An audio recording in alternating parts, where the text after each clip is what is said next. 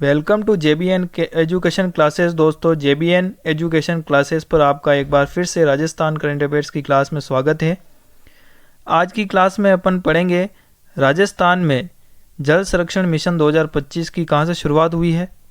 इसके अलावा Rajasthan technology park के बारे में पढ़ेंगे। साथ ही राजस्थान का पर्यटन गौरव 2025 का पुरस्कार किस जिले को मिला है, इसके बारे में अपन पूरी विस्तार से देखेंगे।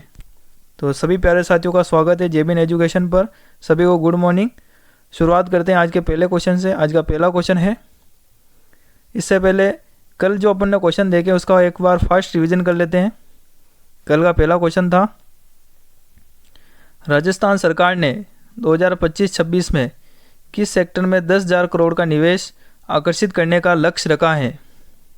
इस सवाल का सही उत्तर था अक्षय ऊर्जा के क्षेत्र में राजस्थान सरकार ने 10,000 करोड़ का निवेश जारी करने का लक्ष्य रखा था। इसके अलावा कल का दूसरा क्वेश्चन था, 2025 में राजस्थान के किस शहर में राज्य स्तरीय स्टार्टअप समिट का आयोजन हुआ। इस सवाल का सही उत्तर था उदयपुर शहर में।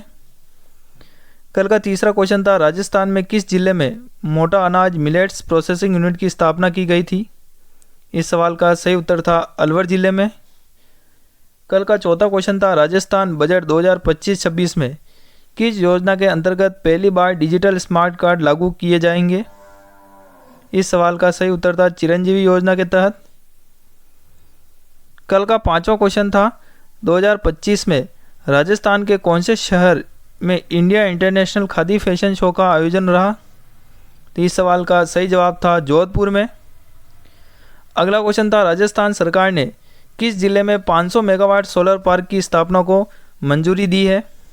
इस सवाल का सही उत्तर था बाड़मेर में। और साथ ही लास्ट क्वेश्चन सातवां था, राजस्थान का कौन सा खनिज 2025 में भूवैज्ञानिक सर्वेक्षण GSI की रिपोर्ट में सर्वाधिक निर्यात क्षमता वाला बताया गया। इस सवाल का सही उत्तर था जिंक खनिज को सर्वाधिक निर्यात क्षमता वाला बताया गया। तो सभी का एक बार फिर से स्वागत है JBN एजुकेशन चैनल पर। जो भी नए हो इस चैनल को सब्सक्राइब कर लीजिए और जुड़ जाइए JBN एजुकेशन के साथ। यहाँ पर आपको डेली करंट अफेयर्स की क्लास मिलती है। चलिए शुरू करते हैं आज का पहले क्वेश्चन से। आज का पहला क्वेश्चन है, राजस्थान जल संरक्षण मिशन की शुरुआत 2025 की शुरुआत कहाँ से हुई है।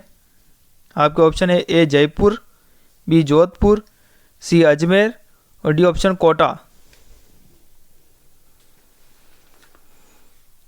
इस सवाल का सही जवाब हो जाएगा C ऑप्शन, अजमेर से राजस्थान जल संरक्षण मिशन 2025 की शुरुआत हुई है। इससे संबंधित कुछ महत्वपूर्ण बिंदु देखते हैं। पायलट प्रोजेक्ट के रूप में किस जिले का चयन हुआ है। अजमेर जिले का चयन हुआ है। इसका उद्देश्य भूजल स्तर को सुधारना, वर्षा जल संचयन का इसका मुख्य लक्ष्य है। 1,000+ तालाब और एनीकट को पुनर्जीवित करना भी इसका लक्ष्य है।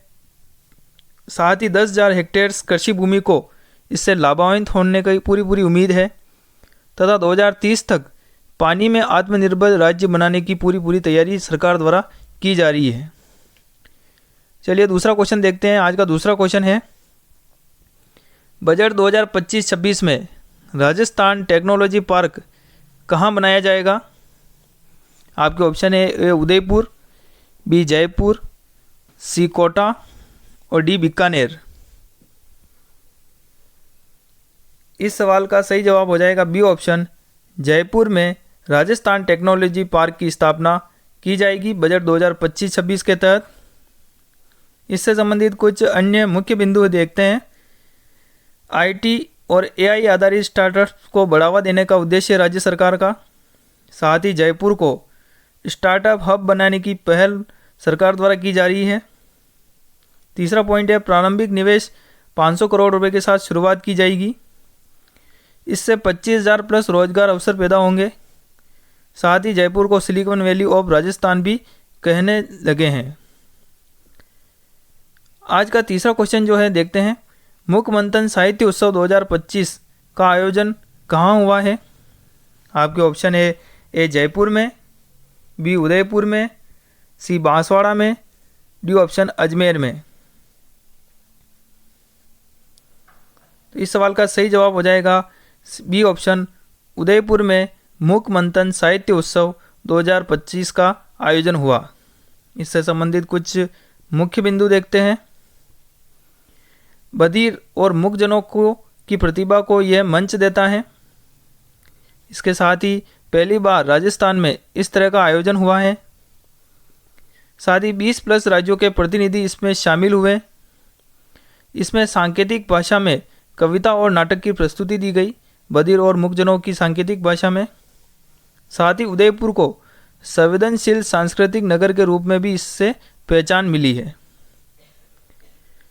चलिए नेक्स्ट क्वेश्चन देखते हैं। आज का अगला क्वेश्चन है, हाल ही में किस विश्वविद्यालय में ट्राइबल रिसर्च सेंटर की स्थापना हुई है? आपके ऑप्शन है ए उदयपुर में, बी जयपुर में, सी बांसवाड़ा में और डी ऑप्शन डूंगरपुर में। इस सवाल का सही जवाब हो जाएगा सी ऑप्शन, बांसवाड़ा में ट्राइबल रिसर्च सेंटर की स्थापना हुई है।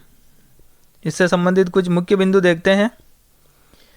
आदिवासी समाज की संस्कृति और परंपरा पर शोध इस ट्राइबल रिसर्च सेंटर में पूरी की जाएगी। साथ ही बांसवाड़ा राजस्थान का आदिवासी बेल्ट केंद्र के रूप में जाने जाना लगा है। तीसरा पॉइंट है, शिक्षा, स्वास्थ्य और सामाजिक समस्याओं पर इसमें अध्ययन किया जाएगा, जो कि आदिवासी समाज की पूरी तरह होगी, जैसे शिक्षा, स्वास्थ्य, सामाजिक समस्याओं पर इस पर अध्ययन होगा, रिसर्च होगी। साथ ही राज्य सरकार व ट्राइबल अफेयर्स मंत्रालय इसके सहयोगी होंगे। और पांचवा मुख्य बिंदु है, भविष्य में राष्ट्रीय स्तर का संस्थान बनाने का राज्य सरकार का इसका लक्ष्य है। तो दोस्तों, जो भी जेबीन एजुकेशन चैनल पर पहली बार आए हैं, जेबीन एजुकेशन चैनल को सब्सक्राइब कर लीजिए। आपको डेली या मॉर्निंग में क्लास मिलती है राजस्थान करंट अफेयर्स के रूप में, मुख्य बिंदु के साथ, एक योजना के साथ, जो कि आपकी आने वाली परीक्षाओं के लिए बेहद ही इम्पोर्टेंट है। चलिए अगला क्वेश्चन देखते हैं। आज का पांचवा क्वेश्चन है, राजस्थान में ई कृषि मंडी पोर्टल 2025 कहाँ से लॉन्च हुआ है? आपके ऑप्शन है ए जयपुर से, बी कोटा से, सी अजमेर से, डी ऑप्शन सीकर से। इस सवाल का सही जवाब हो जाएगा बी ऑप्शन, कोटा से राजस्थान में ई कृषि मंडी पोर्टल 2025 लॉन्च हुआ है। इससे संबंधित कुछ मुख्य बिंदु है। इससे किसानों को सीधा ऑनलाइन बाजार से जुड़ने में सहायता मिलेगी। साथ ही एमएसपी आधारित लेन देन डिजिटल रूप से संभव होगा। इसके अलावा मंडी शुल्क बिचौलियों की भूमिका कम होगी। चौथा बिंदु है, फसलों को रियल टाइम प्राइस जानकारी उपलब्ध होगी। साथ ही कोटा को डिजिटल एग्री हब बनाने की राज्य सरकार की पहल है। नेक्स्ट क्वेश्चन देखते हैं। छठा क्वेश्चन है, किस जिले को राजस्थान का पर्यटन गौरव 2025 पुरस्कार मिला है? आपके ऑप्शन है ए जैसलमेर को, बी जयपुर को, सी जोधपुर को, डी ऑप्शन उदयपुर को। इस सवाल का सही जवाब हो जाएगा सी ऑप्शन, जोधपुर को राजस्थान का पर्यटन गौरव 2025 का अवार्ड मिला है। इससे संबंधित कुछ मुख्य बिंदु है। पर्यटन में सर्वाधिक विदेशी आगंतुक राजस्थान में आते हैं। साथ ही मेहरानगढ़ और उमेद पैलेस प्रमुख आकर्षण केंद्र रहते हैं जोधपुर में। मरुस्थलीय संस्कृति और संगीत का बड़ा योगदान है। चौथा पॉइंट है, 2024-25 में 18% वृद्धि पर्यटन में हुई है। साथ ही अगला पॉइंट है, जोधपुर को ब्लू सिटी ऑफ इंडिया के नाम से भी प्रसिद्ध है। तो राजस्थान सरकार की पहल है कि राजस्थान में ज़्यादा से ज़्यादा पर्यटक आएँ और मरुस्थलीय संस्कृति को और राजस्थान के बारे में जानें, तथा इनसे जो रोजगार अवसर पैदा होंगे वो राजस्थान को फ़ायदा मिलेगा। चलिए अगला क्वेश्चन है, आज का अंतिम क्वेश्चन है, राजस्थान में किस खनिज क्षेत्र को नेशनल माइनिंग जोन घोषित किया गया है? आपके ऑप्शन है ए उदयपुर, बी भीलवाड़ा, सी नागौर और डी ऑप्शन अलवर। तो सही जवाब हो जाएगा बी ऑप्शन, भीलवाड़ा खनिज क्षेत्र को नेशनल माइनिंग जोन राजस्थान सरकार ने घोषित किया है। इससे संबंधित कुछ मुख्य बिंदु है। लौह अयस्क उत्पादन का राजस्थान एक बड़ा केंद्र है। इसमें नई तकनीक से खनन कार्य की शुरुआत की गई है, एक्सपोर्ट ओरिएंटेड खनिज नीति राजस्थान में लागू की गई है। साथ ही 20,000 से ज़्यादा रोजगार के अवसर इससे पैदा हुए हैं और भारत का आयरन बेल्ट राजस्थान कहलाने लगा है। तो दोस्तों ये थे आज के मुख्य राजस्थान करंट अफेयर्स के क्वेश्चन। अब जो मैंने आपको मुख्य बिंदु बताए हैं उनमें से मैं आपको एक क्वेश्चन पूछूंगा जिनका जवाब आपको वीडियो खत्म होने के बाद कमेंट बॉक्स में बताना है और इसका सही उत्तर मैं आपको कल के वीडियो में बताऊंगा। क्वेश्चन आपका है, ब्लू सिटी ऑफ इंडिया के नाम से राजस्थान की कौन सी सिटी प्रसिद्ध है? आपका ऑप्शन है ए जयपुर, बी अजमेर, सी कोटा और डी ऑप्शन जोधपुर। सही जवाब आपको कमेंट बॉक्स में बताना है वीडियो के ख़त्म होने के बाद। सबसे पहले सही जवाब देने वाले व्यूअर्स को जीत का श्रेय मिलेगा और मैं कोशिश करूंगा कि मैं आपको यहाँ पर जो भी कमेंट करेगा इसका नाम मैं आपके इस स्क्रीन पर बताऊं। चलिए, जो आपको कल मैंने क्वेश्चन पूछा था इसका जवाब है, हाल ही में संयुक्त राष्ट्र यूनाइटेड नेशन द्वारा किसे श्री अन्न सुपरफूड घोषित किया गया है? इसमें ऑप्शन थे ए गेहूँ, बी चावल, सी बाजरा मिलेट्स और डी ऑप्शन मक्का। तो इसका सही जवाब होगा सी ऑप्शन, बाजरा मिलेट्स को संयुक्त राष्ट्र यूनाइटेड नेशन द्वारा श्री अन्न सुपर फूड घोषित किया है, जो कि भारत सरकार के पहल द्वारा ही हुआ है। चलिए, जो मैंने आपको कल वन लाइनर पूछे थे उनके आंसर देखते हैं। पहला वन लाइनर था, राजस्थान की कौन सी झील को भारत का मोनाको कहा जाता है? तो इसका सही जवाब था, उदयपुर की फतेह सागर झील को भारत की मोनाको कहा जाता है। दूसरा वन लाइनर था, राजस्थान का सबसे बड़ा थर्मल पावर प्लांट कौन सा है? तो इसका सही जवाब था Suratgarh thermal super thermal power station, जो कि श्रीगंगानगर में स्थित है। तीसरा वन लाइनर था, राजस्थान में माचिया बायोलॉजिकल पार्क किस जिले में स्थित है? इस सवाल का सही जवाब होगा जोधपुर में माचिया बायोलॉजिकल पार्क स्थित है। अगला वन लाइनर था, राजस्थान का पहला न्यूक्लियर पावर प्लांट कहाँ स्थापित है? तो इसका सही जवाब हो जाएगा रावतबाटा चित्तौड़गढ़ में। साथ ही लास्ट वन लाइनर था, चंद्रभागा मेला राजस्थान के किस स्थान पर भरता है? तो सही जवाब हो जाएगा कोटा में चंद्रभागा मेला का आयोजन होता है।